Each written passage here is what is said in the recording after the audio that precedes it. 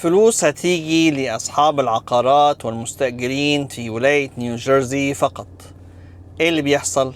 في برنامج شهير بيتعمل كل سنة في ولاية نيوجيرسي اسمه انكر دوت. البرنامج دوت بيعمل استرداد لجزء من الفلوس بتاعت الضرائب العقارية اللي بيدفعوها الناس الملاك للعقارات في ولاية نيوجيرسي، وكمان مستأجرين الشقق والبيوت في الولاية بيقدروا يرجع لهم جزء من الفلوس اللي دفعوها في الإيجار دوت خلال السنة. البرنامج سهل التسجيل جدا فيه، كل القصة انك بتحط شوية بيانات وممكن تحتاج ترفع الاي دي بتاعك، واحيانا بيطلبوا بعض المستندات الاخرى. طيب الفلوس اللي هترجع قد ايه والمين؟ ده سؤال مهم.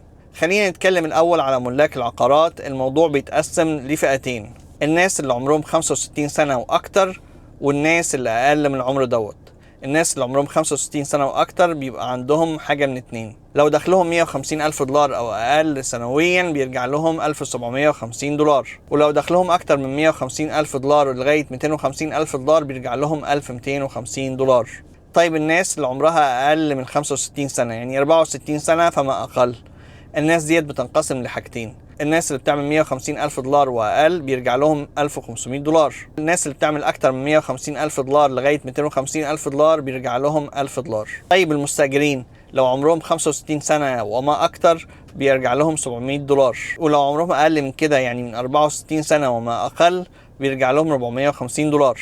طيب الفلوس ديت بترجع ازاي؟ بترجع بشيك على البيت او بترجع على الحساب البنكي بتاعك بالطريقة اللي انت بتحددها في الابليكيشن اللي انت بتملاه. القصة ديت مش نصبة، والقصة ديت حقيقية. القصة دي بتعملها على الموقع الرسمي لولاية نيوجيرسي اللي هو اسمه nj.gov.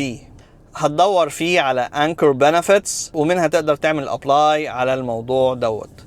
كل التوفيق للجميع. لؤي العاصي من نيوجيرسي، مع السلامة.